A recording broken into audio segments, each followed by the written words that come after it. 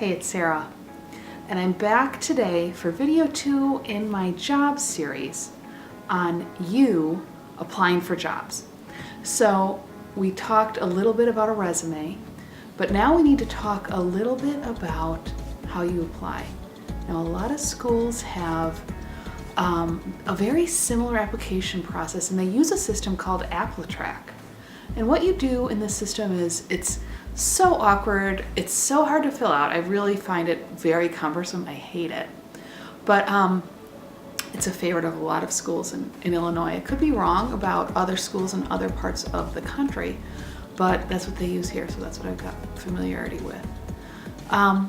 What you have to do is submit an application, and then there's a series of different questions they ask, and it's really bizarre, but so many school districts ask the same question. I would say like 90% of them have the same 3 questions. And I don't have them off the top of my head, but what I would do is preview the application, copy and paste those essay questions into a Word doc, because you don't want to by accident somehow not have it saved. And it's pretty good about saving after every screen, but you want to put a lot more time into answering these questions than just just the 20 minutes you trying to fill out the application. So you want to have that document set up. And once you set that up, what's great is that I use the same answer when I'm doing these applications, when I'm doing a lot of applications, because the questions are identical. Now, sometimes they aren't, but on the whole, they really are. Another thing you need to think about are your references. Most places ask for 3.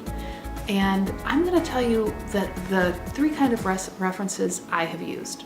So I've used a previous manager, I've used a clinical director or somebody that supervised me at the clinic in grad school, and then I've also used coworkers. Now, coworkers are great, but I would put them probably at the bottom. If you can get one manager, that would be really, really great for your references. Now, you're not going to be able to get your current manager, and notice how I've used for years managers from the clinic I was in grad school, because that's just somebody that actually knew me pretty well. I worked with very closely. So I've typically had 2 managers and 1 coworker. And you have to update and check with them every time you do this. So if you do a big job search this year, and then next year you do one too, definitely follow up with all those people to make sure not only the information is correct, but that they're willing to be a reference for you. On the whole, I'd say 50% of employers contact references, but 50% don't. And maybe it's even higher. I feel like sometimes they don't even call. So, but you definitely need to be sure you've squared that all away, because you'd hate to have them call somebody and they don't remember you, or they weren't expecting that call. Okay, and so then also a lot of these applications for school districts, they're really strict about you have to submit your transcripts. And that can be a real pain, because you have to go request them. So start now, get your official transcripts sent to you, and when you look at the paper, you can tell if it's official or not, and you can just scan it over into a PDF and upload it. So you will need a resume, which we've already covered on the first video.